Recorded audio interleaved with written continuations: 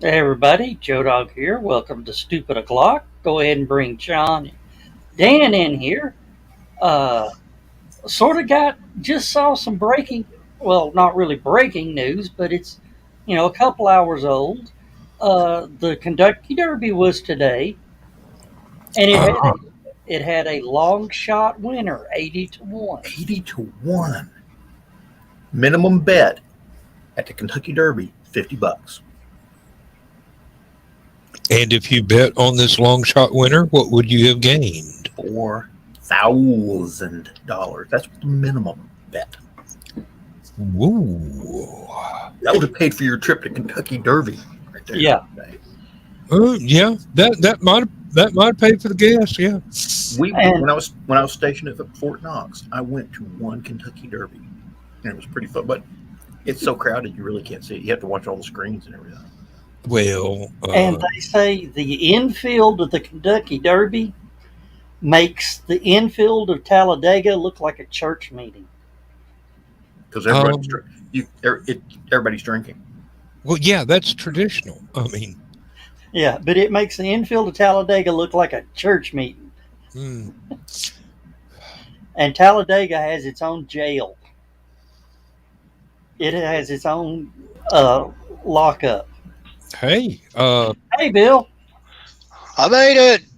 What I yeah, miss? Can you nothing. start over? Yeah, we were. Hang on just a minute. Hold on a minute. Yeah, we'll go ahead. Hold.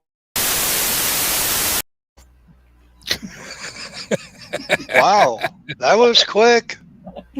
No, Must be the Mexican Coke. Better not be any of that coffee this week. Let me No, tell you. no. Bill, No, Maybe Thursday. We've told you from now on out, you have to say Mexican Coca-Cola. Okay, just you can't say Mexican Coke on the show. You Okay. you say it the way you want to, and I'll say it the way I You do. can say it to the DEA Yes, when and they the show up. DEA will be knocking on your door, not ours. Yeah. Somebody hear We knock like helicopters? this. We knock like this. The DEA Yeah, and knocks they like ain't this. after Carly this time. Yeah. No, Guys, I'm really excited because we have a very special guest that showed up over here at the Sarton Studios, and if you put me full screen, I maybe I might be able to come on. Wrong button. There. And there he is. Okay, and well, come on over here. Okay, yes, it's Little Bob Ross, and Bob is here today, and he was going to do a painting for us, and that Bob, do you? Oh yes, and Bob's doing it, and little happy trees, Happy and trees. Get the terminology. broad brushstrokes, Bob. That is wonderful, and he's done, and if you give me a second here, I don't want this to fall off. Master Sergeant Bob to you. Do look at this wonderful, wonderful landscape. Little Bob Ross just painted. Isn't that wonderful? I mean, you could tell the signs of a true artist that paints something like that. Yes, folks, I planned all day to do that bit. And showed up late. And Good night, everybody. Dork. That's the way I'd want to go. They killed Fritz. No, wait a minute. Where'd Joe Dog go? No, Bill, we were talking about the Kentucky Derby today. How the long shot winner won, and John said it was a minimum $50 bet. And, minimum bet at the minimum 80 to 1 odds? At 80 to 1 odds. Okay, I thought I remembered. If you bet on that horse, you walked away with a minimum of $4,000. Mm-hmm. And wow. How many people actually dropped $100, $200 on that one? Hey, if I had known ahead of time, I would have put my entire retirement funds on there at 80 to 1. I I could have. Well, if I you'd could known have ahead my of time, vote. it wouldn't have been a horse race. It now would have been for everybody else. one of our people that are in here in the comments, I happen to know that she used to go to all those Kentucky Derbies, and I don't know if Sarah went to the Preakness or else, but Yeah, Sarah said it was a. Now, my great grandparents, I remember. See, I was old and young enough, or Of the age. of the age that I remember my great grandparents. Yeah. Well, And the one that was surviving when I was born. Yeah. yeah, and their big thing is they were going to the 100th Kentucky Derby, wow. and next year that'll be 50 years ago. Yeah. Now, our mutual friend Sean Sullivan was probably having a Derby Day party since he does live in Kentucky and he is a big Mm. Derby fan. So, unless he was stuck at work all day, he was probably out on his own personal beach with mint juleps and whatnot. And Sarah watching mentioned tonight Arlington tell me that Park. he had to work. Yeah, Arlington Park was the one that that she went to. I do believe that was an Yep, which that's history now. Well, They thought about moving, and now I guess we are down to one Greyhound track now.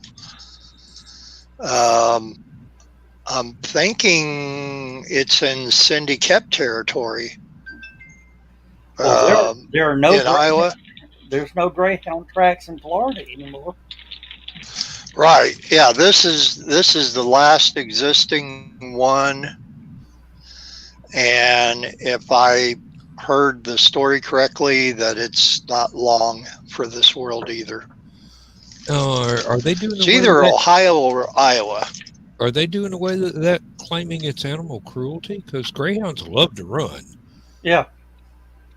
And the rabbit is not a live rabbit. So. Yeah, it's just something mechanical moving. Yeah. 40-mile-an-hour couch potatoes. Yeah, Sarah's saying that the winner was bought at a I don't know what S claim, maybe A claiming race for $30,000. Can you imagine what that horse is worth right now? A little bit more than $30,000. Uh-huh. Can you imagine what the ones that lost are worth right now? Not as much. Not as much. 5 bottles of school glue.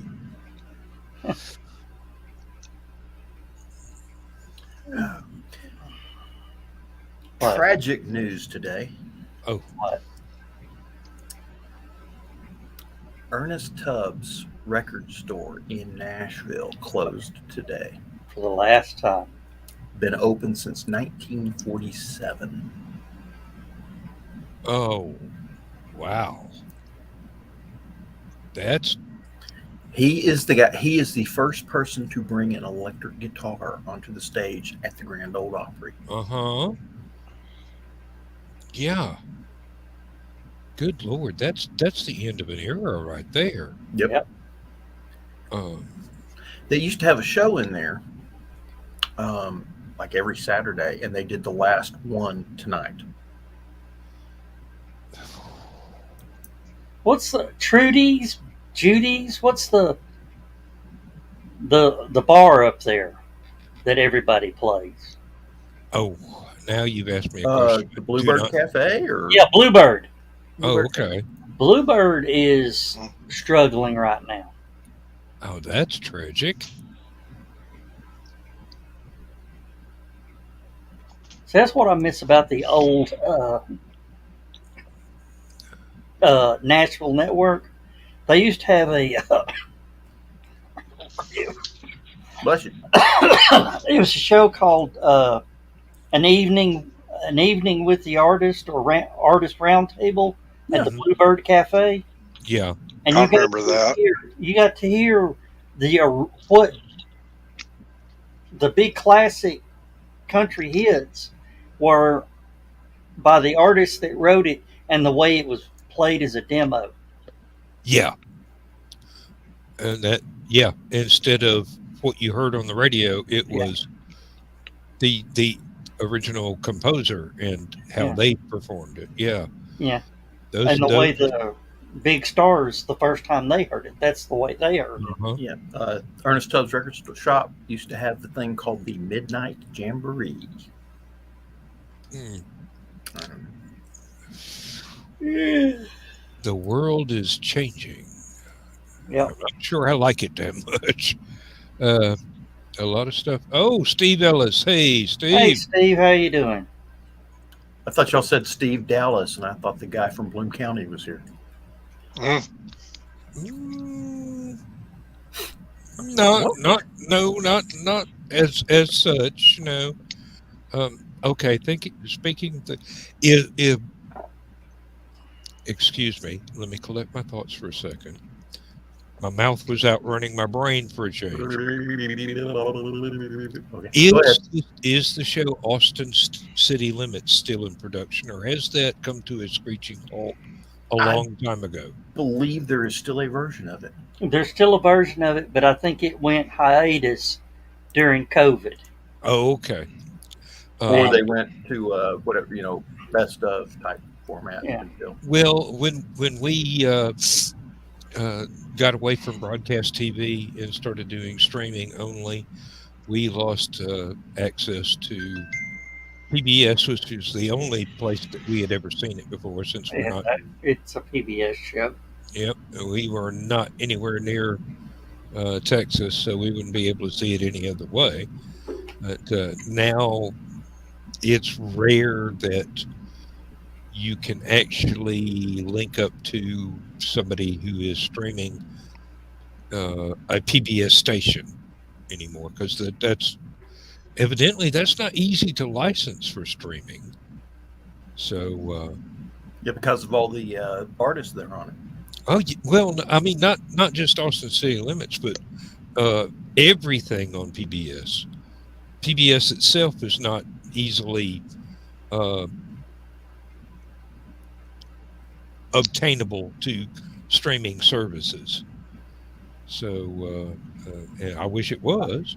There was a time when I had first gotten satellite dish that I paid extra to get every PBS station available across the entire U.S. So I had like 16 different PBS stations from East Coast to West Coast. Apparently, it's still on and still going. And it's streaming. Really? But here's the interesting thing.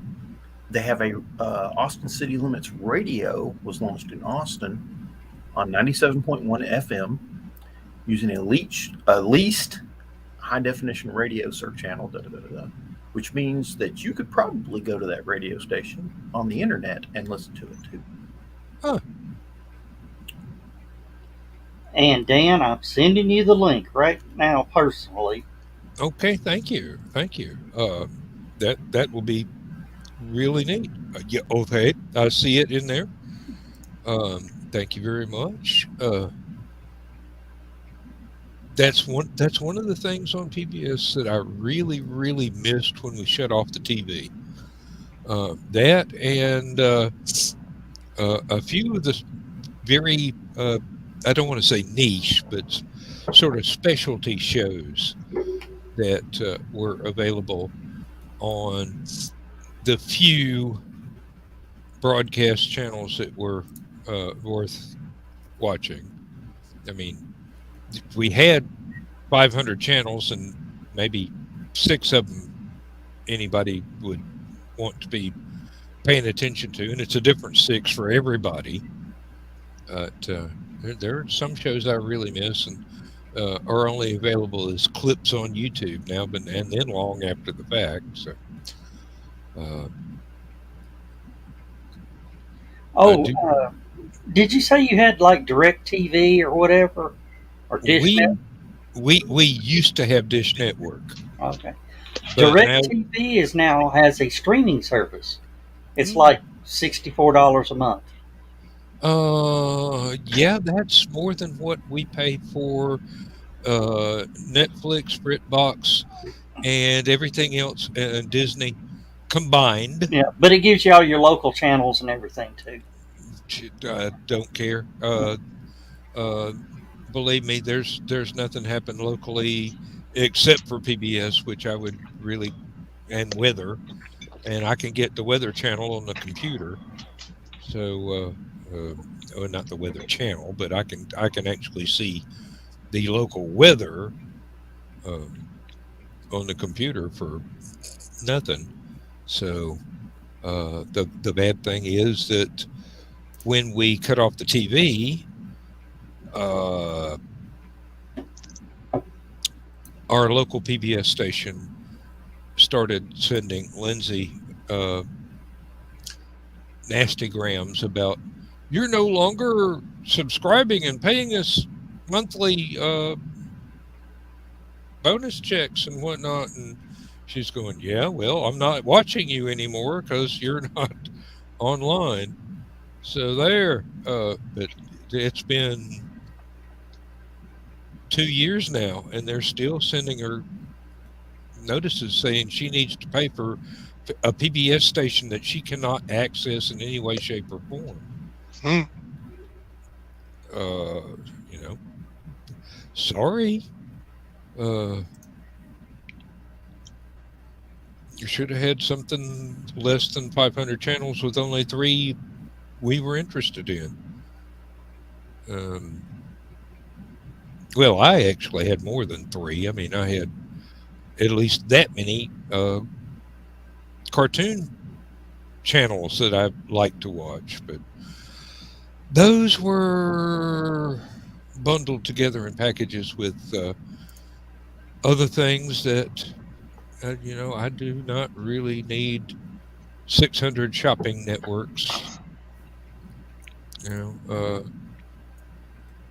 and Uh, with BritBox, Liz gets to watch her BBC News and Good Morning, whatever the Good Morning BBC channel is. you use Roku, right? Roku, yes, yes. Okay, I'm And looking right now.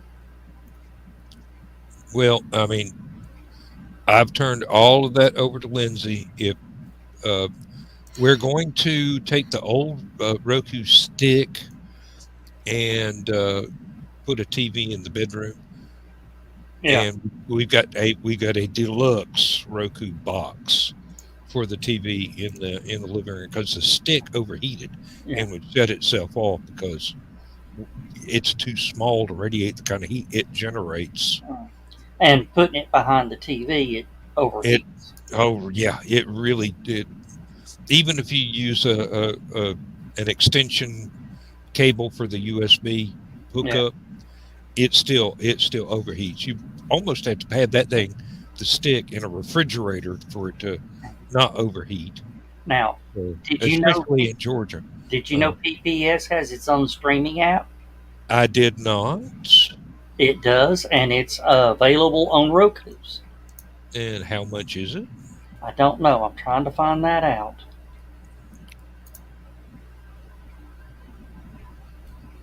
See, the problem with going streaming is there's all these streaming services, and eventually, if you get all the ones that you're really interested in, you wind up paying more than you were paying for cable or satellite dish. That's what they want you to do. I mean, initially they said we need to change this so that people can pick out the channels that they want to subscribe to. Well, And that's so when all this started coming up, and go for it, Dan. Pick up all those channels you like, and then they get you, hey, by the way, you're paying $27 more a month now streaming all these services than you did when you was with our satellite company, and why don't you come back? And doesn't matter. Doesn't matter. we've got, if not everything we want, we have everything we need. So other stuff is just gravy. And I could probably still throw an antenna up on top of the house and pick up the absolutely essential local stuff through their broadcast signal, as long as that's still a thing. If not, then maybe I could use it to listen to shortwave, I Uh, wish I could do an outside antenna here. We're being in an apartment, we can't, so I have to use those square flat ones in the windows. I'm going to send you the link to that I just found, Dan. Okay, and I will copy that over to Lindsay so she can think about it. I think it's free because it asks for you to donate. Oh, it won't be free for long then. If you don't donate, they ain't gonna let you keep it. That's the thing Depends on about how being- little they let you donate, I guess. Oh no. They have a scale that you donate at, or you don't get it. All right. Well, I was going to say, you got to remember we're talking about PBS. So it's like, if you donate this much, we're going to send you the PBS tote bag and Doctor Who coffee cup. And then For $50, the next level. yeah, for $50, we'll send you the $9.99 DVD at Walmart, and Yeah, and that $50 is a month or a week, not a year. but yeah, you could at least look into it. Yeah, I I'll mean- look into it, and if it doesn't seem like it's too much of a jip, then yeah, I mean, I've got I've got both my credit cards. I have a very small monthly automatic bill going to keep the credit cards alive now that I've almost got them entirely paid off. My credit card bills are now down to, the balance for both of them together is under $700, and that's just because we bought a big ticket item, and I paid more than half of the big ticket item off on that one card. So before that, we were down under $200 on both of my credit cards with no monthly charges whatsoever. Just what we spent that month. And I thought it was a good idea keeping the cards alive. Just go ahead and put, a couple of things like doing the Patreon for a couple of YouTube channels, and I think the BritBox and the Netflix are on another card, so it keeps the cards alive, and it's not a burden. It's not like I'm going out and buying a Porsche and slapping the plastic. But it's probably helping your credit score a little bit as long as you keep paying it off every month. Oh no! When I got down under $200 per card, my credit score dropped like a rock because I was no longer in debt. Oh, Yeah.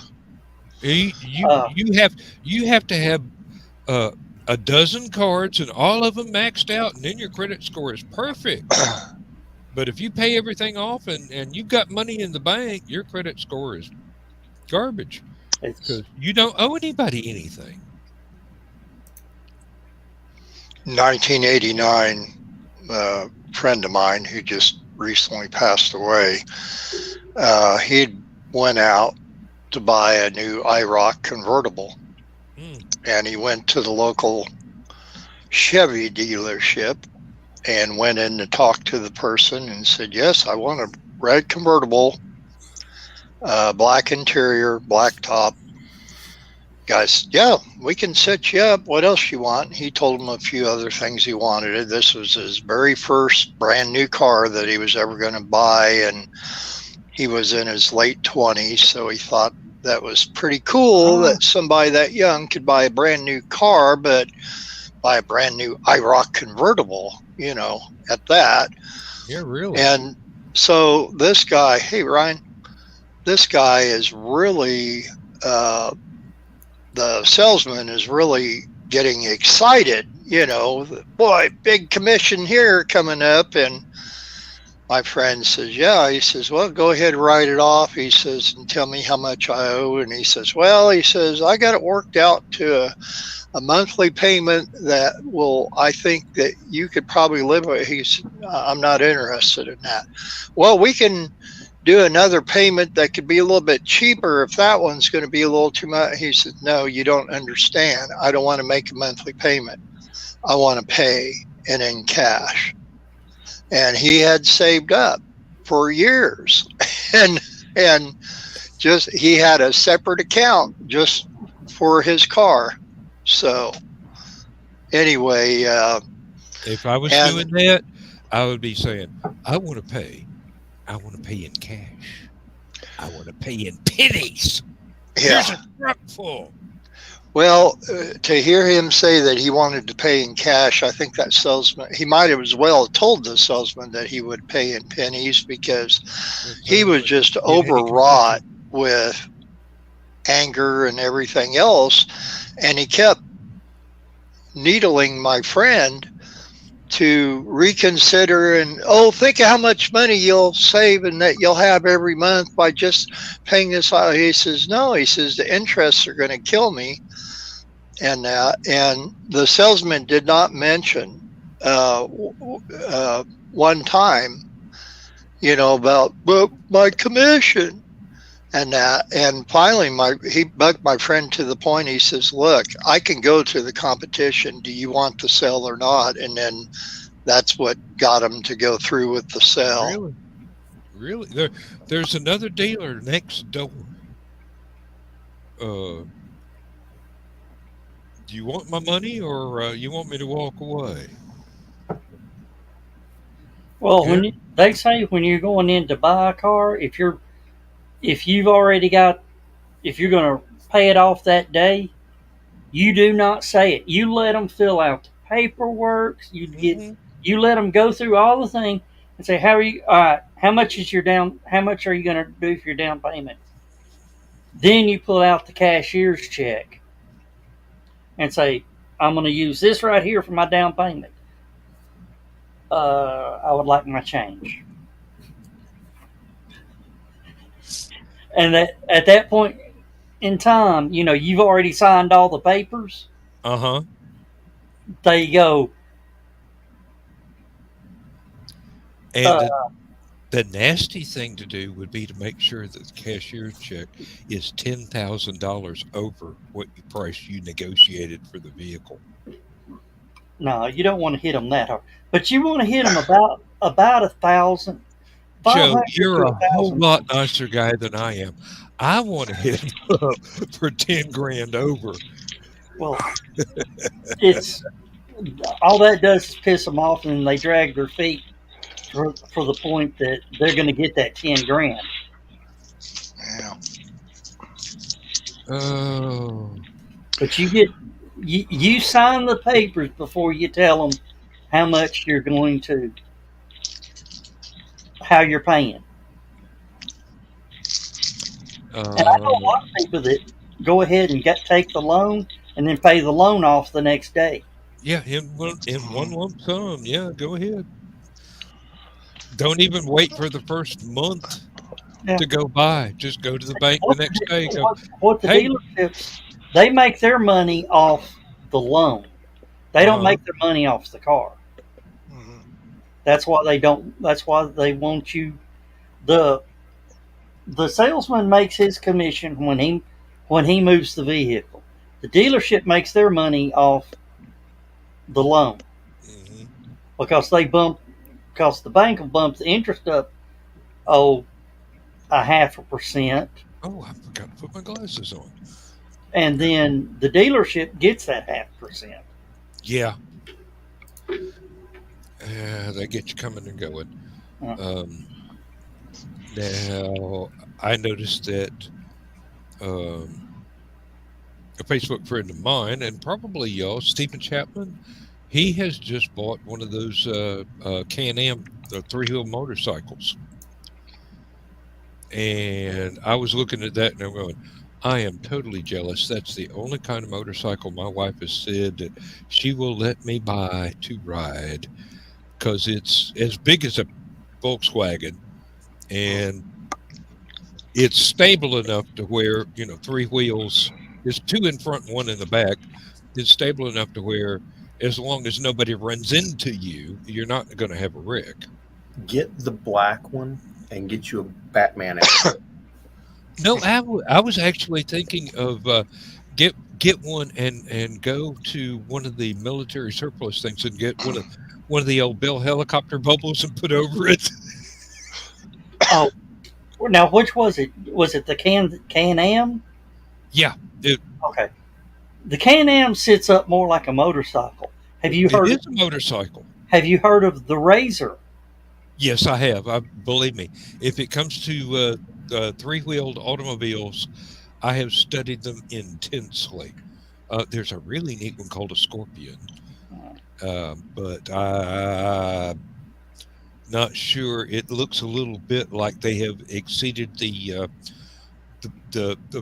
front wheel width to distance to the tail wheel magic triangle that was explained to me by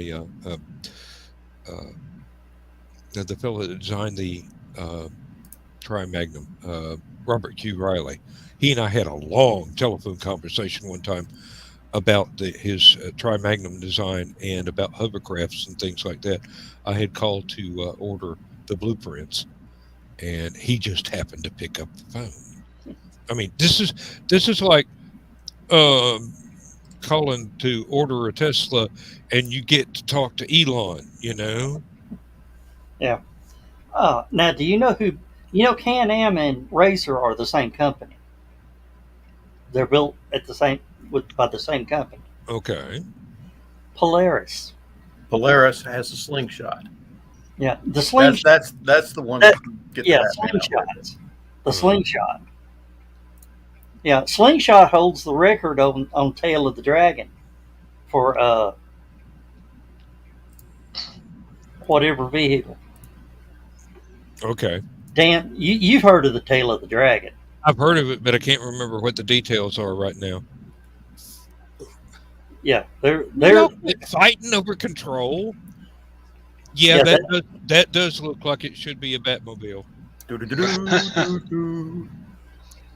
I'd have to put pop-up machine guns on the fender. That's just all there is to it. Well, don't you need those on a Toyota nowadays? I mean, anything you're going to drive in traffic, you need machine guns, rocket launchers, flamethrowers, whatever. Yeah, that right there, Dan, has a 2.4 liter. You can get it turbocharged. It's basically a front-wheel drive Cobalt, Chevy Cobalt, or front-wheel drive Chevy car. It's all GM. The running gears GM. Oh, I wish I could remember what the brand was. There is somebody that is using big block V8s as motorcycle engines. There are several companies that do that. You're thinking of the Flathead, the Boss Hog.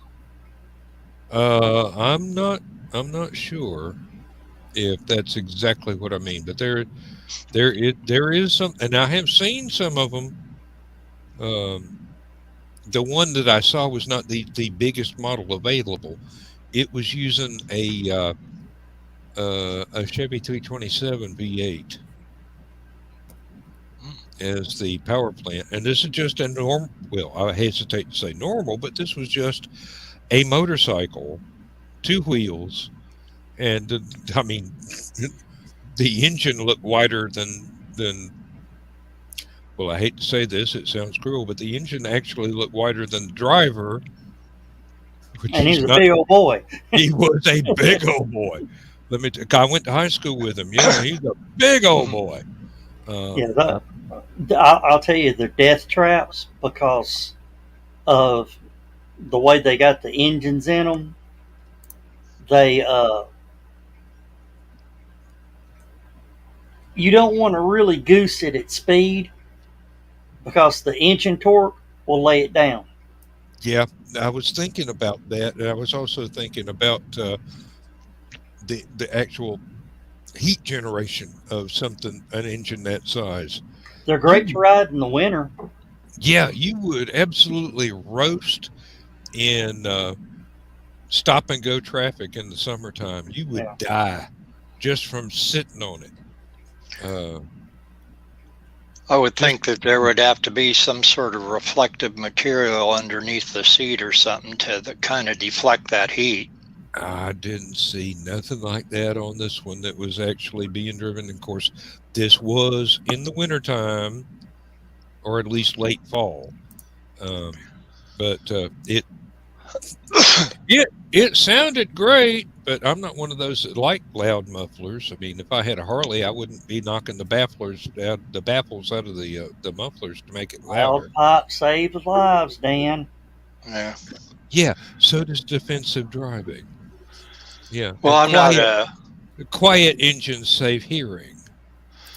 a What? expert on motorcycles, but What?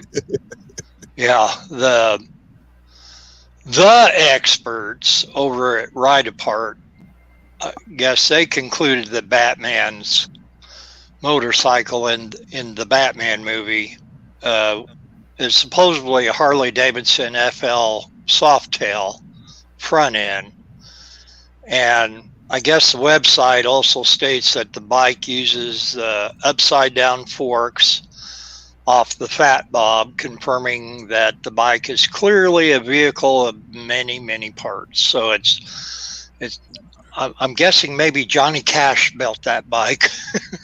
One piece at a time. Yeah. Yep. Dan. Yeah. Paintball cannon under the hood. Yeah. Make sure it's indelible paint that glows in the dark. And then whoever it is that you shot at, report them to the police for being a traffic hazard. Whatever wordage works for getting the cops to go after them. I'm sure they were Iranian. Whatever it takes, you know. God, it's been a while since the first Blues Brothers movie. I don't think anybody would get that reference except us old folks. Yep. Was that the bat? Oh no, that's I'm talking about the one from the current movie. That's the one I believe from the Dark Knight. Was One it? of them, yeah. That was the Christian Bale Batman movie. No, Yeah. that's when he shoots at the Joker, or doesn't. Yeah. shoot at the Joker. Catwoman's in it because she ends up driving it at one point. That's the one that'll go up the side of a wall. It made you think, yeah, Warner Brothers made the movie. It looks like a Warner Brothers cartoon. Yeah, well, if I'm going to get a motorcycle that goes up the wall, I better get the flaming skull that goes with it, and that nifty chain that kind of defies physics. I want one of them. Yes, I did like those movies, both of them. And he did do a good job. I don't care how many people complain that he didn't. They just don't like him because he's a Coppola. I didn't know Nick Cage was a Coppola. Yeah. Look at his IMDb, or just watch The Godfather.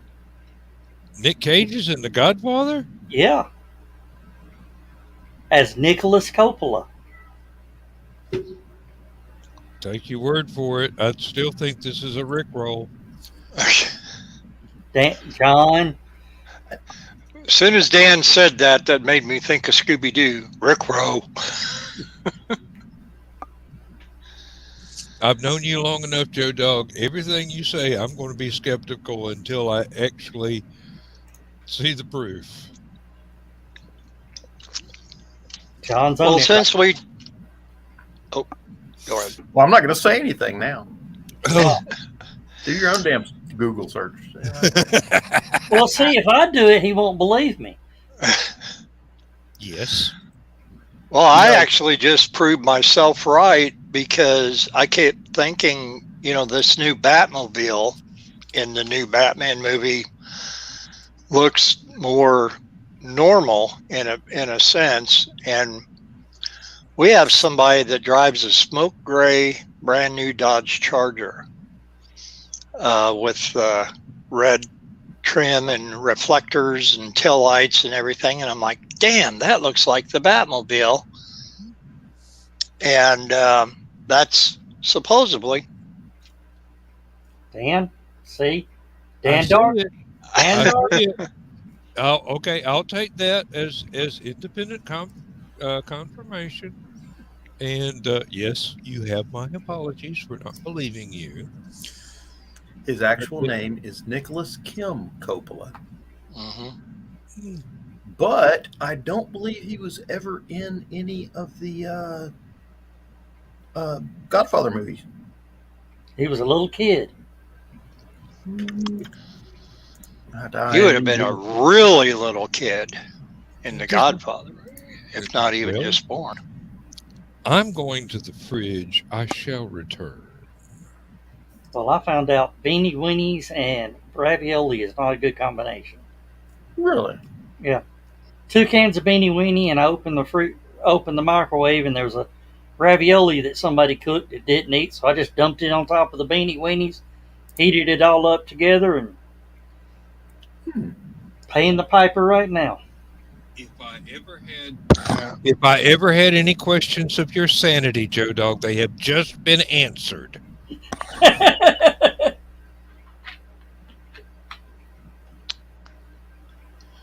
Well, I'm looking up in the looper here, and they're basically saying that they wanted the new Batmobile to look somehow retro and familiar like a Dodge Charger or Challenger. Yeah. And I'm going to butcher this guy's name. His Jason, he's the production designer with Matt Reeves, director. Jason Chin-Lunad, I think, is... I don't know why I'm not wearing my glasses, but anyway, he basically confirmed that a portion of a 69 Charger was involved in crafting the vehicle. He said, we chopped the roof off a 69 Dodge Charger. He said, when asked about the epic vehicle, the car in its entirety is not a Dodge Charger, but that is the base of the superhero's ride. And but he said that the Batman has a prequel novel where it says that Bruce Wayne drives a 68 to 70 Dodge Charger as a teenager in street races. But then when he becomes fighting crime as Batman, he modifies and edits the car to fit crime fighting needs as opposed to drifting. The original Batmobile was a 1939 Buick convertible. Okay, Joe. Yeah. The Nicolas Cage original. was not in any of the Godfather movies. He was not. He was not. I thought he was one of the kids in the wedding scene. His or what's her name? Sophia Coppola was Yeah. the baby Michael. That was actually a baby girl, not a baby boy. And then one of the other Coppola kids. He was not, though. His first movie that he was in was, strangely enough, Fast Times at Ridgemont High. Oh, yeah. Okay. So that'd be 1982. 82, and he was 17 at the time. And then he was also in, well, the first Francis Ford Coppola movie he was in was Rumblefish, 1983. All right. I have been saving this since last Saturday night. I've got 2 more. Yes, I am a patient person, and I believe in rewarding myself for that patience. Must be nice to have that alcohol. Mm. I can't have no alcohol for a while. There are other things I'm not allowed to have. No, I will not list them. Mm. Use your imagination. Think of all the things that you could not live without. I'm living without. Amen. It's real funny because a lot of the things that I've been finding out recently through all the x-rays, MRIs, bone marrow biopsies, and every other wonderful thing I've been experiencing, they're telling me certain things that I can have and not have, and peanuts is one of them, I guess, basically just because of being able to swallow them and that. My situation right now with digesting food and swallowing and all that is not anything major, but it's still a little bit of an issue that can be controlled without having to go back in and have another surgery. But I'm going down this list, and what I found most fascinating but strange is that I'm not supposed to eat yogurt, something that's supposed to be so good for you for like probiotics and stuff, and they say that actually is a detriment to building up my red and white blood cells counts. Mm. So that is surprising. That is really surprising. now here's the thing: forever, I never did eat yogurt. It was just too slimy for me. But I, would buy it from mom and stuff. And then recently, Laura said, well, they come a long way with yogurt, and there's different types, and what you might like. And so I tried the Dannon, just the strawberry, because I figured strawberry might be a easy one to. The Sears and Roebuck of yogurt, yeah. Yeah, really, yeah. And Yoplait is another one, but she really got me hooked on this one called Sousa salted caramel yogurt. Yep. And I actually like that. And now I can't have it. Yeah. Sullivan, we were just talking about you when we were talking about the Kentucky Derby. How you doing, Dope? Well, us crazy people are not dead yet, so we're doing okay. Some better than others. Yeah. But hey, Lindsay's changed her diet lately and started eating a yogurt per morning as a replacement for whatever it is that she was having for breakfast before. She's also trying to have all of her meals before I think 5 in the afternoon, so that she can go to bed without excessive heartburn or acid reflux or whatever it is that's been bothering her, because it's really hard to pin down. It's not something you can easily give a name to, but she's doing really well here lately. She was having a problem. She would be out gardening and acid reflux or whatever it was felt like that. We don't precisely know. There's not a test that can name exactly what it was, but she's put herself on a diet regimen, and it's really been improving. She doesn't have to use the wedge-shaped sleep pillow to keep from having heartburn, keep her awake all night. So that is a plus, that she's able to get a good night's sleep and no pain, no whatever. So I'm really. She's researched all this herself, because there's not any dietitian that's been able to help her pin down what it is that's going on. So Yeah, and that pillow, if I can get up well, high enough here, it right here below your breastbone, and you want to push up, and you're holding the pillow, kind of clutching or hugging the pillow, and putting that gentle pressure right there, and that helps close up. And she might even have the beginnings of an ulcer. well, no, It would. the pillow that she's using is like from the top of your head to your waist, and it is wedge shaped. Mm, So it's like sleeping in a lazy boy 3/4 of the way back. You're not flat on your back in the bed. You're right. propped up. Yeah, So you're not it, laying it out prone, but you're. it's a big Yeah, pillow. yeah. But she doesn't have to use that now, and an ulcer, I would not be a bit surprised because she worries so much. And that It's can so much. cause ulcers, stress.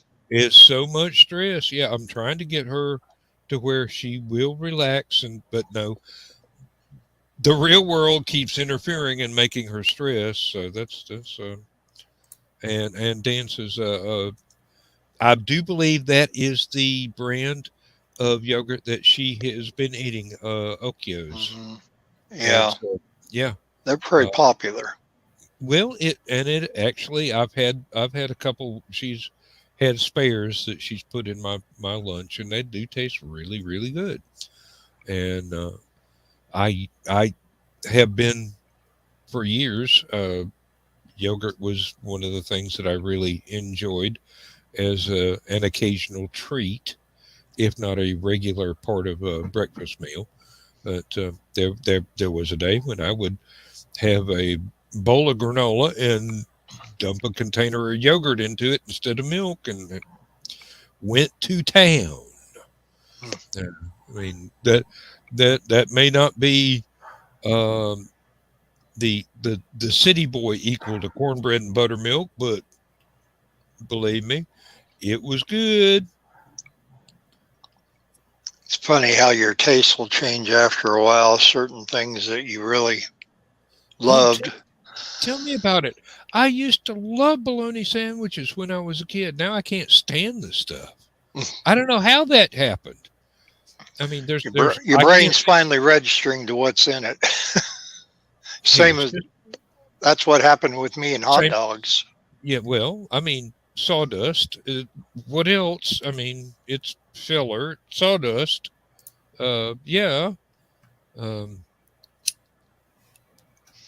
Well, the thing with me, I have to take the 40 milligram of Protonics once every day mhm. since April 1st. I was twice every day from the time that I got out of the hospital till April 1st, so almost a whole month doing 80 milligrams. And of course, I got to worrying about, okay, uh, anything like that, the Protonics, omeprazole, which that's all in the same family, but uh, you take too much too often, and that can wear on your kidneys really bad. Yeah. And so when I had my follow-up visit with the specialist who did the procedure when I was in the hospital, he said, yeah, we're going to drop you down to once a day or whatever. And I said, well, okay, well, how long will I have to do once a day before it's just as needed? And he says, no, he said, you'll be once a day probably the rest of your life.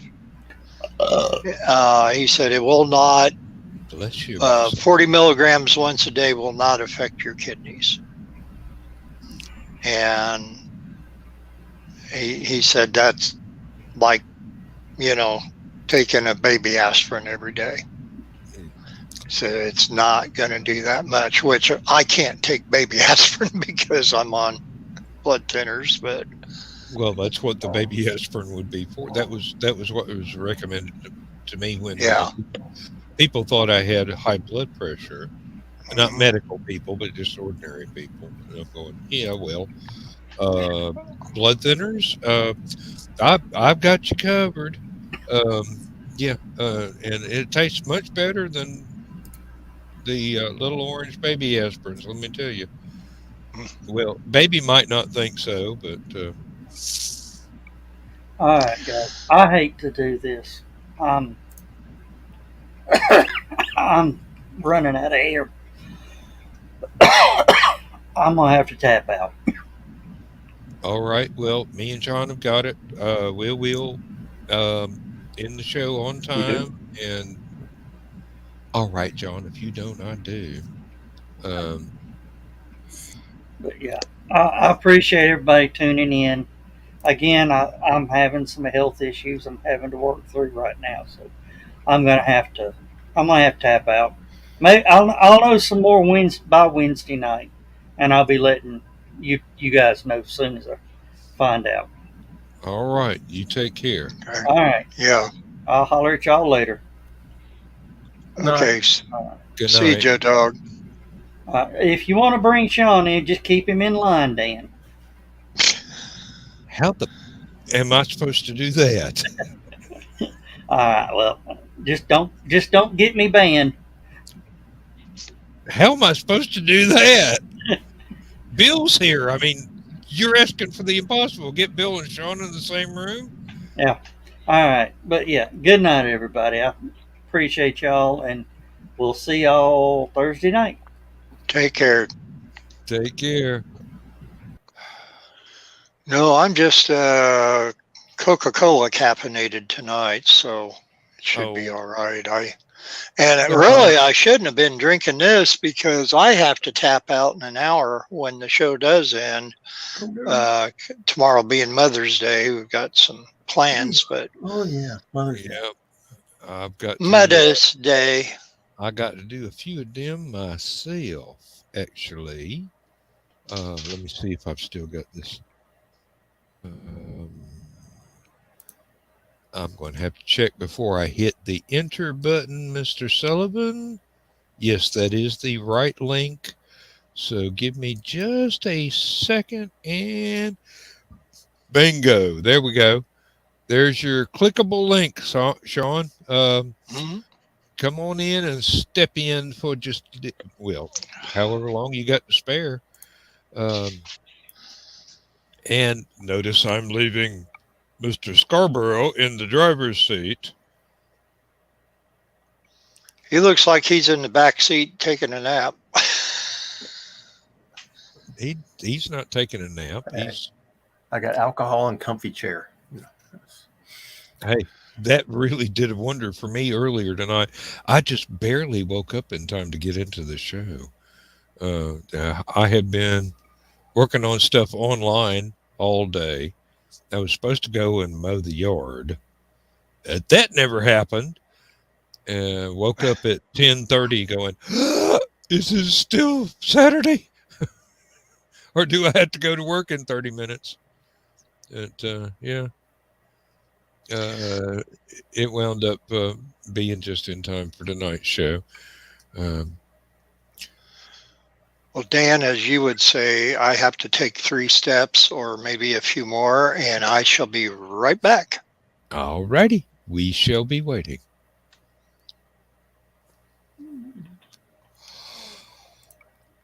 All right. Well, I sent Sean Sullivan the link in Messenger. Now we just had to wait for him to be able to receive it, and everything is fine on that account. And have to get you. You're in the wrong green room. I'm sorry. I sent you the link for Last Man Standing. Not. Oh Lord, I'm sorry, Sean. You go down to the bottom of the page, you click the invite button, and it gives you the right clip. Oh, actually, I just go up to the top of the screen and click on the link to what we are in right now, rather than the other thing. And yeah, I heard the beep, but I'm not in the Last Man Standing channel at the time. There you go, Sean. My mistake. I gave you the wrong link. That one that I just sent is the correct link. Let me look over here. Yeah, he's sitting there.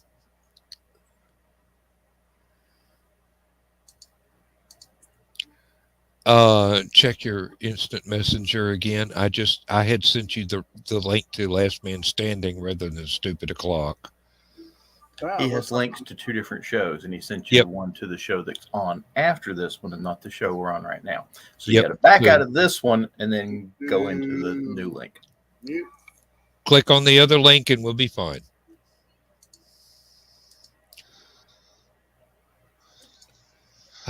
The wonders of modern communication. Yep. Now, is he? Yes, he's following directions. All right, Bill. Or is that Duck Bill? That is a duck bill. It's just my bill. I'm just a bill. So Okay, now if, I bought this at the auction last night. whatever you paid for it, it was too much. I'm happy to say that I didn't buy it for me. I bought it for Laura. And this is not a lie. Because supposedly this hat is worth something. And I know it looks like I got Donald's hat squished down because of the headset. thing here. yeah, I'm in the chat. That's what I said. And Put your back in it. Yeah, my back feels a lot better. Mr. Sullivan, please do give Mrs. Yes, Mr. sir. Sullivan a big hug from all of us here in the channel. So I take And we're it you gonna- had fun with We're going to see you next month. I take it you had Oh fun with yes, Derby today. Hero of the month. I Not even if I kill him first. well, there you go. Not if she kills me first. Here is the lovely woman. Yes, I miss that lady so much. Gotta get the dog in here. I just see the top of her head. Oh, come in and say hi. That's because I'm short. He's got it way up there. Now can you see me? Now, Stand up and show us how tall you are. I am standing up. Oh, okay. And no, she's not an Oompa Loompa. She's taller. That's my favorite joke from the monkeys. Davy's not short. Davy, stand up and show us how tall you are. I am standing up. No, she let the dog in, and they're going upstairs to go to bed. So, who Yep. let the dogs out? Woof, woof. well, yeah, I got it. Quack, quack, quack. I did As- this morning. As big as Sean's dog is, he probably got his own key to the door. And he's a smart enough to 97 work a deadbolt. He's a 97-pound Labrador Retriever. I believe the proper term is chunky. Oh no, he has a whole river to swim in. They're in an ounce of fat on him. He is not chunky. He is pure muscle. I got to take this off. I can't even see. God, I love you guys. I am so looking forward to fucking LibertyCon. Jesus Yeah. Christ. That's what a month and a week away. Well, I think that's pretty close. That's pretty close. It's a weekend of 16th to 18th or 17th and 19th, something like that. I would have to pull up the website and find Is out. June 17th to the 19th. 17th and 19th. We're coming down on Thursday and leaving Monday. That is the proper convention reservation to have. Let me tell you. And I learned it from LibertyCon, and I applied it to HallowCon, and I applied it to Anachrocon while it was still living. Well, the That is first the time I thing. came to LibertyCon, I left on Sunday, as you know, Dan. Yes, and you missed the And- dead dog and being able to sit down and talk with Well, a I lot wouldn't. of folks. It was the worst thing to do because I came over Jellicoe Mountain into Kentucky, and I was like splashing ice water on my face, like I'm just trying to stay awake to make it the rest of the way. Mm-hmm. Stupid question. Why did they call it LibertyCon? Well, it used to be July 4th weekend, but we can't Yes. do that. Oh, okay. No. I didn't know if it was in Pennsylvania or somewhere like that. No, but there is some confusion. If you look up the website, you've got to look up libertycon.org, not .com, because there is something else that calls itself LibertyCon that is not the convention in Chattanooga. Yes. So LibertyCon.org. There's also a will take place- LibertyCon Europe. It will take place in exactly 42 days, 14 hours, 51 minutes, and 51 seconds. Well, that would be the website. 50, and we are counting down.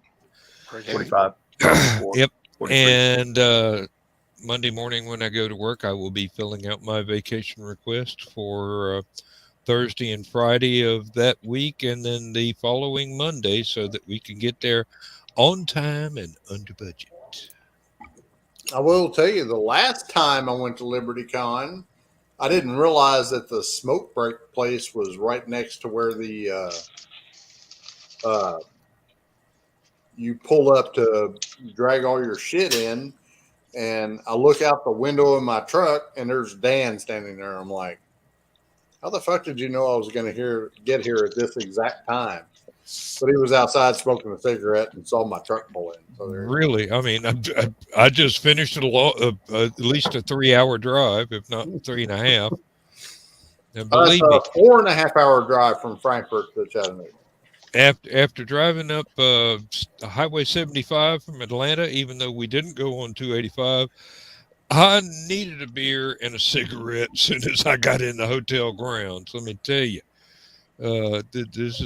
traffic is not good for anybody's nerves. I don't care which route you take. Well, we're going to do a different route this year. I looked it up. I had a customer come in. I work at Advance Auto. I'm one of the managers. Mm-hmm. And a customer came in talking about going through Atlanta or something, but he recommended 2-lane roads or 2-lane, 4-lane roads, not interstate roads. Mm-hmm. And I looked it up. I can take 127 all the way to Chattanooga through small towns. It's actually 60 miles shorter than going on I-75 all the way down there. And you miss all the traffic around Knoxville that way too, don't you? Yeah, no shit. Is there any tolls though? No tolls. No. And that's good. It'll keep you out of the Cleveland. Knoxville traffic's bad. Cleveland traffic's bad. Yes. Well, I'm in Kentucky, so Cleveland is irrelevant to me. So no. Cleveland, No. Tennessee. Cleveland, Tennessee. It's right below. Oh, Knoxville. yeah. Right in between Knoxville and Chattanooga. But this goes around all that, and since everybody uses GPS anymore, it should just be just a clean drive all the way down. Mm-hmm. You won't be able to fly like Batman, but it'll be a much less stressful drive being doing 2-lane 65 roads miles rather an than hour. divided 6 lanes. I-27 is a nice, fairly brand new road. Oh, good. Yeah, it's only about 25 years old. Oh, yeah, it is almost brand new. No, this is 127. I-27, 120, it's all the same thing down through this neck of the woods. Okay. Oh, yeah. When you hit Chattanooga, it actually almost turns into a freeway. Almost. But it does go right next. It literally, the hotel where LibertyCon is. It looks like it comes in right from the west straight to the hotel. You could throw a tennis ball at the freeway from the hotel. You could throw tennis balls at the hotel from the freeway. It's that close. That's what I'll be right doing. back, gentlemen. Yeah, and I will be right there with you, Dan. Oh, Where's well. Mr. Dan go? Here comes Sean on I-27. Quick, everybody, get your tennis balls. Ready. Oh shit! There you go. We're coming down on Thursday. Vaughn has asked me to run the whole bar. Really? Yeah. She did last year or 2 years ago when we went to confinement. Yes. One. She said she's losing a few people. Run the whole bar where I was just doing the beer shit. So. Oh, I'm sorry. It's at the Marriott. I keep forgetting that. It is at the Marriott, yes. So it is. You could hit a baseball, not necessarily throw a tennis ball, but you could hit a baseball that far. Okay, guys, 86 the tennis balls and bring up the baseballs. Bat and ball. Baseball have been very, very I'm good. pretty sure when I get that, we're going to take 127 the whole freaking way just to stay off the main roads and just chill out. Yeah, because we're coming down on Thursday. Now, the interesting thing about coming down 27 is it'll take you, let me see here, take you through Falling Water area, which is kind of cool. Okay. It'll take you past a couple nuclear plants, which is kind of, and a big dam, which is kind of cool to see. Well, no problem. Well, I mean, it's Hey, kind you don't have to use your headlights at night. Yeah, really. Yeah, I understand it. I'm trying to remember where is Spring City, Rockwood. Look, I'm Auto trying to parts. remember where the heck the nuclear plant is. Look at there. Auto parts store. My brother was a parts pro at Advanced Auto over in Urbana for 17 Okay. years. Oh, Oh, who is this fucker that just popped back up? This is the guy that got me to go to LibertyCon the first time. really? Asshole. Yes. Yep. Well, it just means I spent more money all the time. I had tried to get him to come to LibertyCon before, but there was a weather emergency which would not allow him to take the time off. He had to keep his house from getting flooded because, guy But next door I was have to building give an ark. kudos to this man who I had known for 15 years before I actually met him at LibertyCon 25, which was awesome. Hey, my wife could say the same thing, except leaving out the LibertyCon. She'd known me online for 15 years before we ever got married. I'll say, how do you know someone before you meet them? You talk in chat rooms, Well- text chat rooms, like we did today. Well, let me tell you, Larry Niven asked me why I ran the Larry Niven chat room for the Larry Niven Mailing list. website, and I had an answer for him, which is Frank Gasparic asked me to. And Frank Gasparic shows up in several, or maybe, what is it, four? Three different. Four if you talk about Fallen Angels. Oh, yep. Four. Yep. Frank Gasparic, he called me up. The RC server had gone away, and I created the RC server that day, and I've run it ever since. And that was, what, 15, 17 years ago, Dan? Closer to 17 than 15. Let me tell you, because Lindsay and I had not had our long distance romance at that time. I was still talking to her in the serial killer chat room, and Illusionary. Oh no, I know what you're talking about. yeah, Casebook Jack the Ripper. Yeah. Yep. That was that. I was in the Larry Niven mailing list, which is an email mailing list, Right. and they have a monthly chat first Saturday of every month, which we had today. And Larry was there. I took that over. Yes. Larry was there today, and thankfully he had the skin cancer removed from his nose, so he's feeling embarrassed about the red mark. But I was at work from 1 to close. I closed Yep. before that. We figured you were. Your bot was in there representing you, but was remarkably quiet for a bot. So, Well, the There it arm is. is the bot. Neil helps me run the chat server. mhm. He probably opt Fred. I'm sure Fred was opt. Yeah, when Fred came in, and we had a couple of new people today. Cool. new nicknames I'd never seen before. So that's and including one writer who was 70 years old. So Oh, that's awesome. I'm glad we had new people in. really, I really. can't do it. I can't Hey, do if it. you're at work, you can't. Don't make Uh, excuses. You can't be there. It's just that's physics. You can't violate the laws of physics because your name's not Montgomery Scott. Okay. pretty Now, much. Yeah. I'll agree with that. uh, now, the Larry Niven mailing list it comes out if you get the digest form. It comes out either daily or several times a week when enough messages have built up to where the content gets put out as a chunk rather than individual emails. You can opt in for the individual emails. It's been going on. I joined the mailing list in 1995, I do believe, when I first got online. Larry Niven himself comes in on weekends. He is not exceedingly busy, and he will sit and talk with people. The discussions there have been known to generate entirely new books Yes, that's true. because we ask questions and Larry goes, "I need to think about that." Oh, Ringworld Children came from a question on the mailing list. Yeah. Mhm. And there's a lot of other things. There's a lot of other things that we have uh, talked about over the years.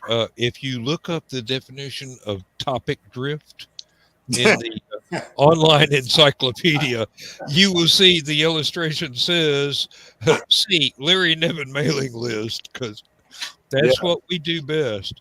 Is you could start off talking about Larry's latest novel and wind up I think it was 2 hours later talking about the love life of a tribble or whatever. mating habits of uh, the marmot or something like that. Yeah. Really?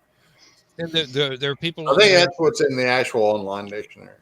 Yeah, it's we're all fans of Larry's, but we come from all walks of life. I mean, there's a rocket scientist or two. There's a couple, well, more than a couple of people that are lower tier writers than Larry. There's people that are musicians or uh, gamers and researchers for other fandoms and things like that. It's just a huge diverse group of people, and we have been blessed by uh, being brought together in this instance, in this incarnation of the mailing list of the chat room Right. by Frank Gasparic, who was a Yes. very, very famous filker in the convention scene in the 60s and 70s. Um, Yeah, and we miss I him got a greatly. I got a frantic phone call one morning on a Saturday that we were going to do the Larry Niven chat, and the chat server was gone. Yep, there was a And so dedicated Frank, denial of service attack from a bot network that shut down an illusionary, if entire. I remember it right. No, it was even before illusionary. It was In any event, yeah. Frank We called we me had tried several different. early one Saturday morning and says, "Hey man, can you create a chat server?" This is 20 years ago, 17, whatever. And I'm like, "Well, let me see what I can do. I'll call you back." And I created a Larry Niven chat server, and I've been doing it ever since. And the entire chat server runs out of a little computer that's stuck in a closet in Sean's house. Well, it was then. Now it's on my main server, and it's the first chat server was Windows and some little dinky thing. Now it runs on a server, a Linux server that has a 12 processor cores. Like we need all that, but Oh no, but it's also my main. Well, it's my main download server. yeah. Okay, but also just installed an NAS that has 3 drives and gives me a total of about 15 terabytes of storage. On a RAID. One day you will catch up The with main, me. but the main server still has 8 terabytes of storage. Mm. That kind of stuff. I got that in one external drive. Oh Lord. Niven asked me, why did I do this? And I said, because Frank Gilsberg asked me to. And he did. He called me one morning frantic that, what we were talking about. The entire server network The that server we were just using disappeared. it had been purposefully crashed by a bunch of idiots running a bot network doing a dedicated denial of service attack. And if you are familiar with what DOS or DDoS is, then you know exactly. These folks infect other people's computers with viruses and take them over. And Stephanie's here too. Yeah, family reunion basically. Big giant How you head. doing? Oh my God, it's Rocket Mama. I'm here for just a little while, guys. I am not feeling well tonight. I am hurting. I had a very physical day. Well, I got 37 minutes. Joe Dog just clocked out a little while ago for similar reasons, so don't feel bad. Stephanie, yeah, Janet, okay. upstairs. She just went upstairs to crash. So, yeah, I understand. So I understand Kitty Boy had a rather unfortunate night. You don't have to enlighten us. We have read the post. Okay. Yeah, this morning was not fun. Not at all. Yeah, well, I'm glad that a handle was applied. Well, yeah. Geez, I hope that doesn't happen again anytime soon. Really, I've got more than one cat in the house, and I hope it doesn't happen anytime soon. They tend to get underfoot at times. I don't know what happened, but let's just say that Elrond had some gastric distress, and it was not a fun cleanup. I got you. Because he got it on his paw. He got it on his paws and didn't realize it. Roger that. Yeah. Mm-hmm. And then you found out everywhere he went after that. The lamb was sure to go. Yeah. Yeah. Yes. And having said that, who else enjoyed Free Comic Book Day today? I mean, you're trying to get permission in here too now? Yeah, oh man, you're going to invoke his name, aren't you? He's already commented, so we knew he was watching. It's Poop. There's the Elrond. Oh hell yeah! It's a pretty kitty. Yeah, and he's purring away too. Yeah, he's very sorry for all the trouble he caused. Oh yeah, he got 12. He got upset enough to barf. So then I had barf to clean up too. So. Gotcha. Lovely. Yeah. Well, but I got it all cleaned up, and he came and cuddled back up with me, and he gave me a blinky, a slow blinky, and we're okay now. Laura's cat, Trixie, every once in a while has to be taken to the vet to get, let's see how I can keep this family friendly. Well, The cat has to be squeezed every once in a while in order to help it use the litter box. the And mental image that invoked is not a pleasant one. Thank you. I mean, I'm sorry. well, since I'm invoking images, she knows when it's time to take her to the vet to have this done. When she starts doing the butt scooting boogie across the floor. Ah, Oh, those are actually certain glands that have to be. Yeah, they Yep. have a tendency to get clogged. Yep. yeah. Yep. And hers gets really, really blocked. Yeah, and it's not uncommon. Usually after she has it done at her vet, that she can go a few months before again. But then the last time, it basically went about 2 weeks, and then Trixie's up to her old tricks again, and Laura didn't know for sure if it was that problem or not, and Well, so she's like, "Yep, if you it was." if you don't know for sure, then it's usually a safe guess or close approximation.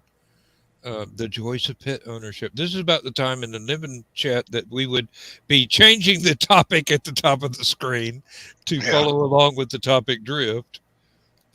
Believe me, this show gives the Niven list a good run for its money as far as it goes for topic drift. I tell you. I guess if we're Okay, talking, John.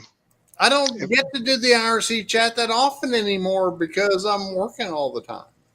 I host the chat, but yeah, but you also have access to all the chat logs, which will Yeah, take a long time to read through. Believe me, I've Sean got will have decades of them. Sean will have to explain the Marmont joke. So. Okay. Oh, Dan can do it. Oh, believe me, that's far enough back to where even my memory can't access those files. Just you don't have to tell us the joke. We mentioned it earlier, and John looked up the actual facts. So here we go. Just tell us if it has anything to do with squeezing cat glands. It is not according to the website.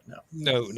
If you squeeze a marmot, then especially one that's about to give birth, they are you're the going to get largest baby squirrel marmots. species. Now, The largest what species? Squirrel. They're a squirrel? Thing is, we were starting to talk about the latest Larry Niven novel, and lo and behold, topic drift hit so much that we went from Larry Niven novel to the latest breeding habits of the common marmot. That's topic. Okay. Yep. And it was perfectly logical the way we drifted. It always is. Was that close enough? It always is. Basically, if you look at the chat log, you can follow the steps as we digress further and further from the original topic. But it's like being on a panel at a convention, and one of the panelists says something that is not quite on topic, and then another panelist says something that's a little further from the topic, and it just keeps snowballing from there until you wind up with a huge avalanche of people rolling in the aisles in the audience, which is And always a good panel. I'm going to say, Rocket Mama, you look great. Thank you. There's a reason why I'm only allowing you to see me from the neck up. I'm already in jams. I understand that. Hey. And we will see you mid-June, period. Yeah, I will be at LibertyCon. I will be at FinCon. I will be at HallowCon. I will be thinking about HallowCon. I've been trying to talk him into it. Oh, you should go. It's a lot of fun. And I will be at Conjuration also in Atlanta. So that's I think that's everything through the end of the year. I think that I've got currently scheduled. So. And you should expect to get lots of hugs at everything that we are all at. Let me tell you. Yeah.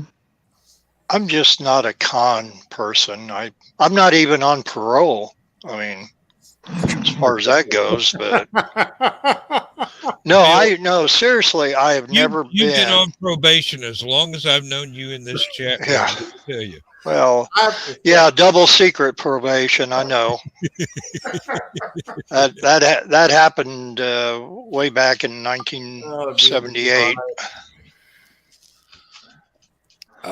Dean Wormer, that bastard. He knew that double secret probation would follow me all these years later. It's going on your permanent record. Given our previous topic of conversation, it's probably not surprising that what I heard him say was dewormer. Yeah, well, given the character from the movie, I wouldn't be a bit surprised. Yeah, there wasn't a big stretch, no. Well, I didn't say it, but blue doesn't mean I wasn't thinking Come it. on, Rocket Mama. These are people that I consider friends. I don't really understand how it happens. You're just easily led astray, aren't you, Sean? Shit. Dan Oh, got me God. to meet Stephanie the first time. Follow me. I know a shortcut. Yeah. I was carrying beer for him from her truck. Oh, that was the ray gun payment. Yes. Oh yeah, Dan knows a quick way to the sea. He was told it by a couple lemmings one time. No, it wasn't lemmings. It was an old dude with an albatross. Oh God. Albatross. Albatross. Get your fresh albatross. Yeah, really. How's that for a literary reference? Okay, before we do run out of time, which I know it's in 25 minutes, I want to briefly get on a serious note that is current event. And I know do we gotta? Chris Walker said something about it in the chat earlier or yesterday, whichever day that was. My days are running together, so I'm not sure which. And then I went ahead and posted, even though I found out about it yesterday, but I just posted today, though, about the passing of George Perez. George Perez. Yeah, I saw that happened. 67 years old, and that is just too frickin' young. Yep. Mhm. I mean, he knew it was coming. He knew. Right. It was a Oh, I matter know. of time. And yes, it is way too soon. But he has this enormous body of work that he has left behind. He has brought joy to millions of people. I have never seen detail in any artwork than I have in his, especially DC related projects that he was involved in for years. And yeah, he just blew me away every time that I would see this stuff. And then his involvement on Crisis on Infinite Earths, a lot of the covers and stuff. Once again, it's like, oh my God, how can you get more detailed than what Perez does? Those are going to be some hard shoes for somebody to fill when they come along. Yeah. And thank God we have good up and coming artists. First we had, Neil Adams passing away, and then now George, and I'm not one of these people who say, oh, there's never going to be another John Byrne or Chris Claremont or George Perez and all that, but has their own path to walk that will be just as appreciated. Well, and that's the thing, because what was going on when Jim Lee came around, and who was he trying to emulate? Everybody, I think when they start, they emulate some style or whatever. Mm-hmm. And I can draw in a certain person's style, and I'd been doing that for a few days just for a tribute to Neil Adams, and now I'm like, holy crap! And better than what I thought. well, it just, but you develop your own style after a while, and you say, okay, well that's and so for me, if I would say that I've ever become an accomplished artist or cartoonist or whatever, would be the day that somebody says, yeah, that's Bill Sarton's art style. You can tell right here. Look at these strokes. Look at this. Look, like with Perez. Look at that detail. That's George Perez. Look at these clean flowing lines that Garcia Lopez does, or somebody like whoever, Bill Sienkiewicz or what, look at the square chins that Jack Kirby did. I mean, I was thinking of the exact thing. I mean, yeah, look how many people learned from Kirby and have passed it on through the generations. And I'm sorry to have to say generations, because it has been that long since some of these guys really had the exposure to be that influential. And here we've got George, we've got Neil, and they have passed along lessons too. And people will be coming up, brand new artists imitating their styles until they finally develop their own style, which is recognizably different, even though you can tell the influence was there. I mean, this is the way the world works. You do something, people notice it, you pass it along, you pass it on. People begin by imitating you and then grow into their own style. And then the process starts all over again with new people coming in and learning from everybody that has gone on before. Well, it's like reading a favorite title that, say, so-and-so did a 7-issue story arc, and then all of a sudden they're not the regular artists on the title anymore. Somebody else has taken over that spot. And then you think, okay, and you can automatically tell, okay, well, that particular Spider-Man doesn't look exactly like the other, or or this Batman that Jim Lee is doing is a little more lean looking than what, say, Frank Miller did. Things of this nature. And it's a shot in the dark of whether you hit a home run with doing the character in your style that you like to draw the character. And I can draw Batman in any style. I can copy any style that's out there right now, whether it be Bob Kane or Shelley Moldolf or Frank Miller or any of them and all that, but still it's not my style. And if I turn around and say, okay, well, don't think about anybody else or any other previous story. If I'm wanting to do it and I'm wanting to draw that character, no matter who it is, it could be Doc Savage or the Phantom or whoever, and the day okay, this is how I want to do it.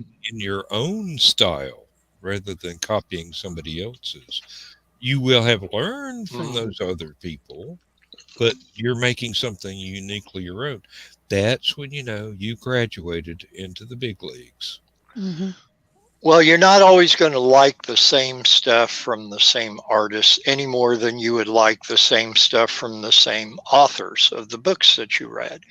How many different Star Trek books have each one of you read over in a lifetime by how many different authors and that?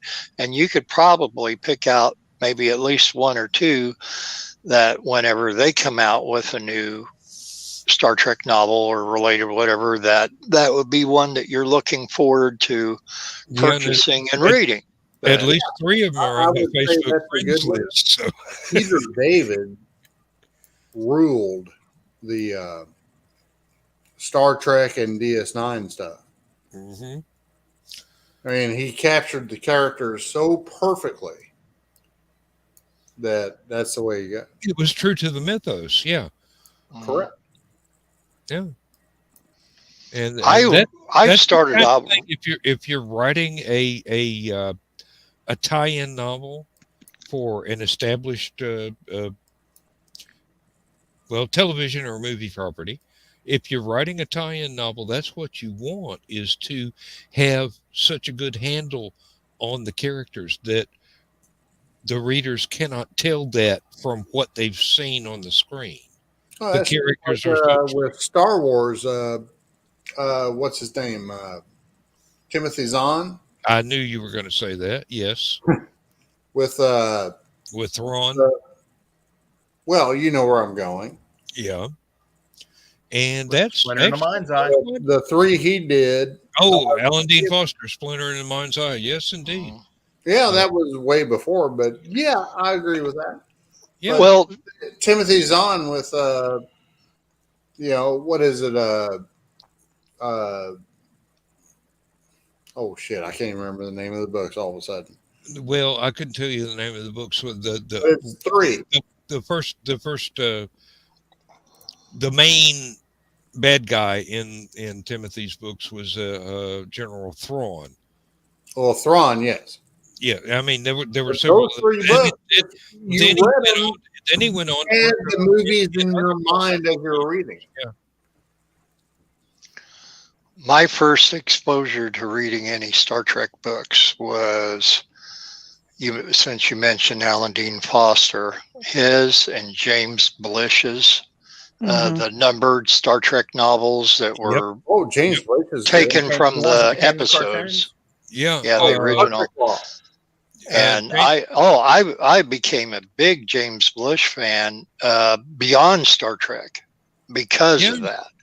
Yeah, the James Blish adaptations of the shooting scripts, which it has to be said, but Alan Dean Foster was the did shooting all the scripts, Star Trek not the finalized film version, because Blish got them before they were ever actually finished filming. So details got changed. And then Blish also, because he was that good of a writer, kind of added a bit of flavor of his own, but tried to stay within the mythos. Alan Dean Foster did the adaptations of the animated Logs, movies. Yeah.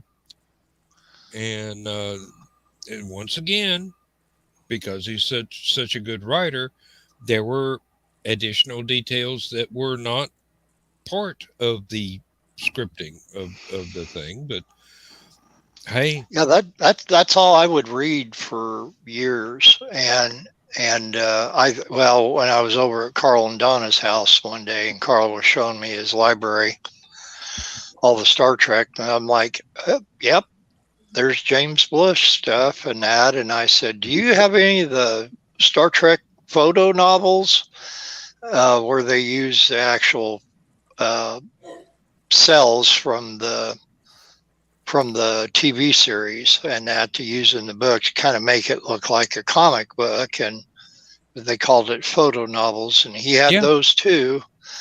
I think my first standalone, non-related to the TV series or movie, well, it'd be before the movie, I'm thinking, no, would be Spock Must Die. I think a lot of people jumped on that was at that point. That was a James Blish, wasn't it? Yeah. It was independent of anything that had been right or filmed.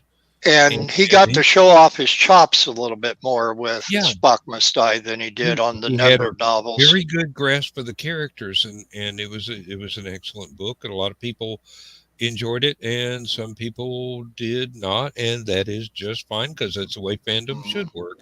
Everything is not for everybody. Right. Yeah.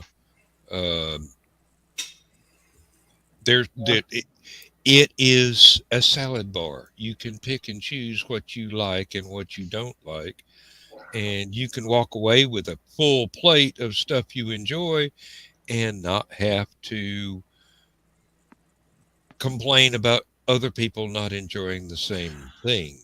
Just as long as they clean off the spit guard every once in a while, that's all I ask. That thing can get nasty after a while. You've never been to an old-fashioned Pizza Hut, let me tell you. No, I've been to Shakey's Pizza Parlor, and that was worse.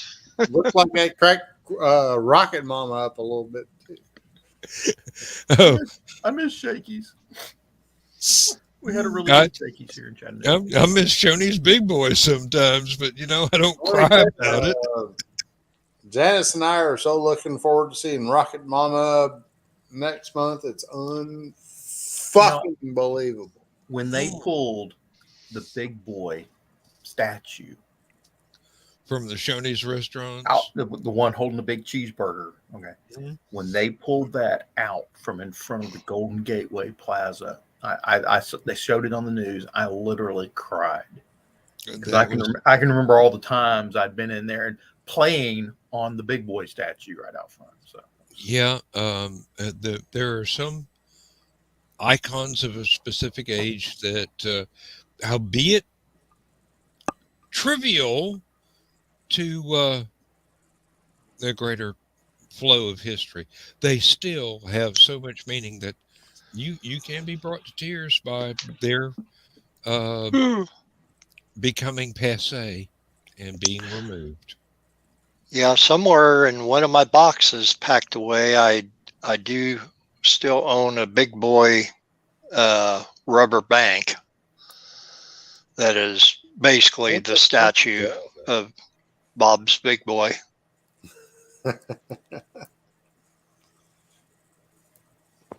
But I got a Ronald McDonald bank too, so you gotta even it out. Our McDonald's that we used to have back in the early mid 70s. Ron.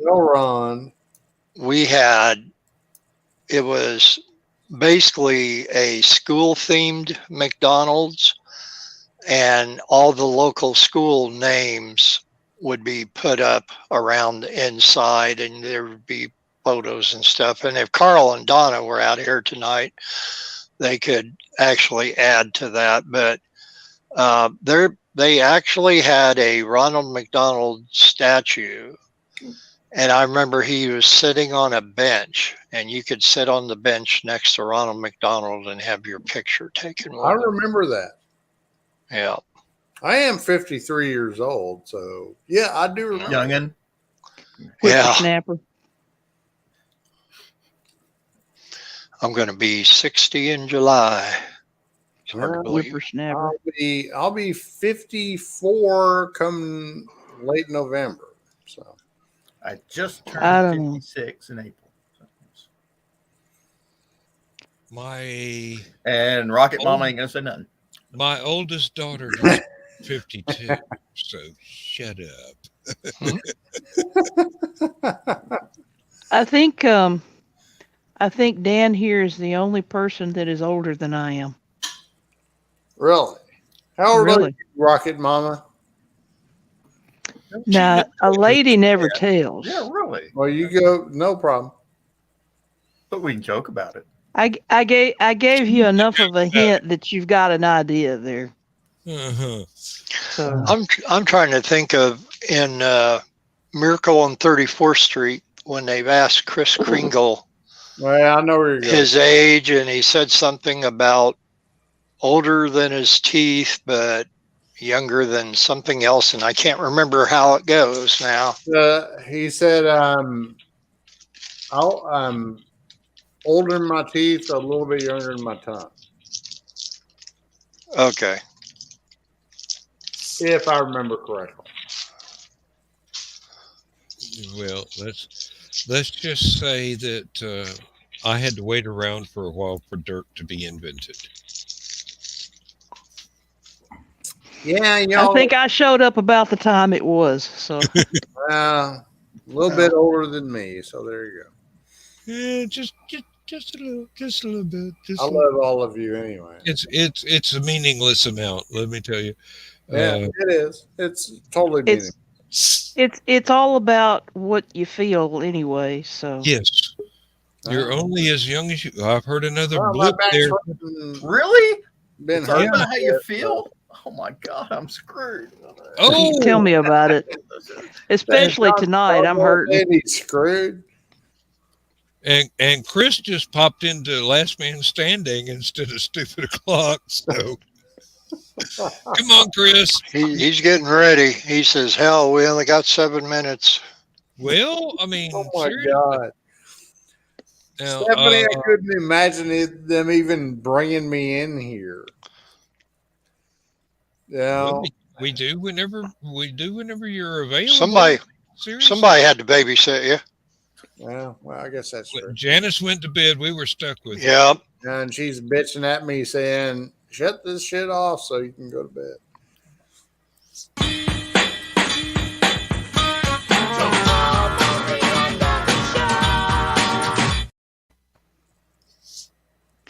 Is it just me, or does anybody else have laugh-in flashbacks at that?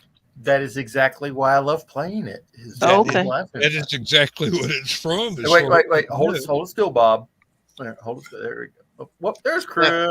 We are so looking forward to seeing you down Yep. at LibertyCon. I'm sorry, Chris. You popped into Last Man Standing before we actually started the show. So. Well, you put them in reverse ish over in the chat.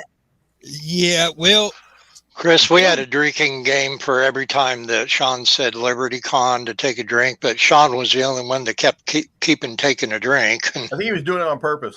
Yeah. Excuse me, I was trying to keep up. Excuse me for being old, okay? LibertyCon. So where's Joe? Joe is under the weather at the moment. He was not feeling well, so he left early. Steph is not doing that much better, so she came in late. Somehow I feel I'm being used and abused. Nah.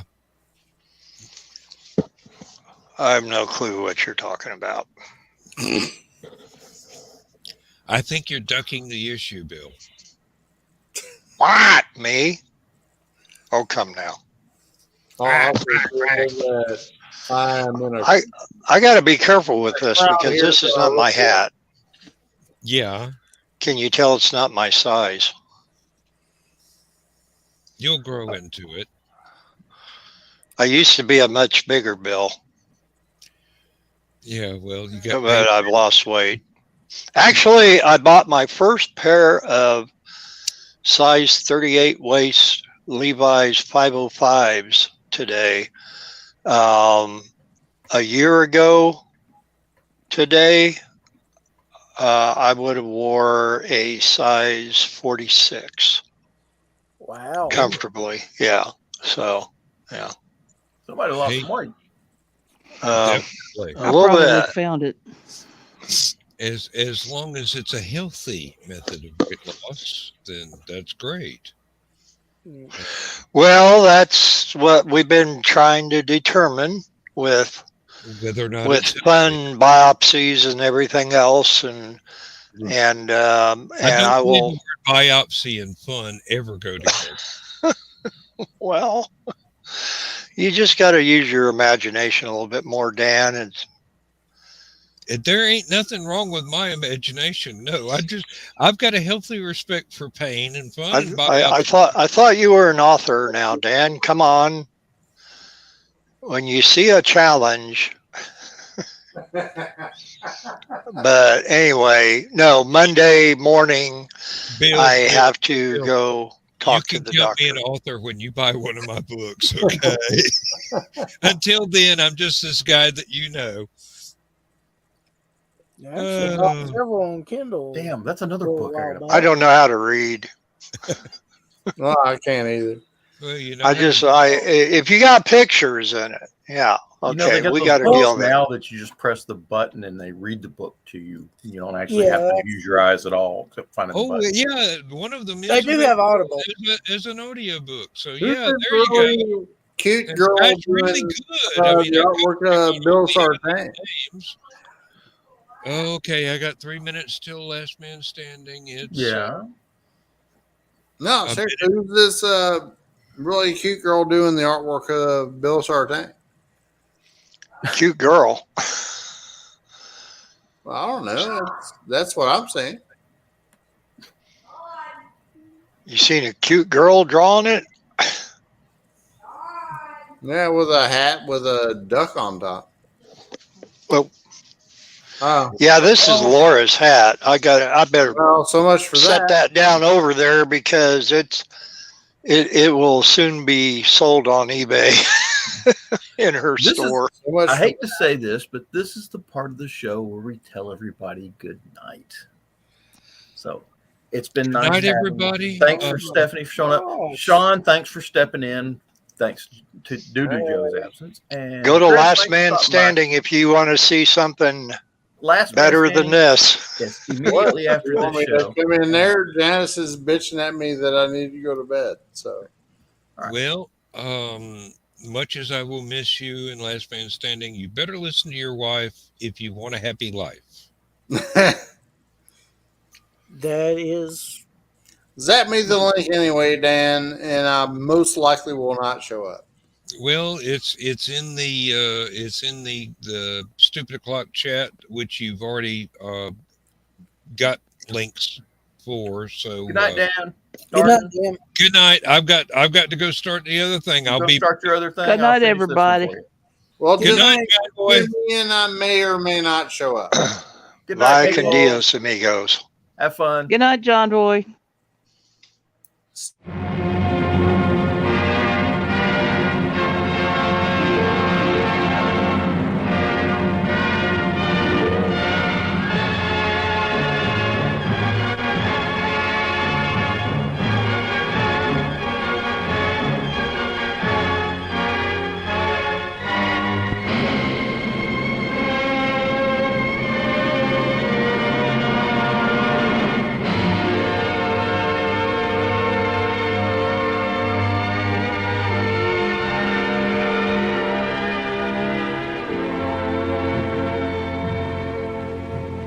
Oh, I have slipped the surly bonds of earth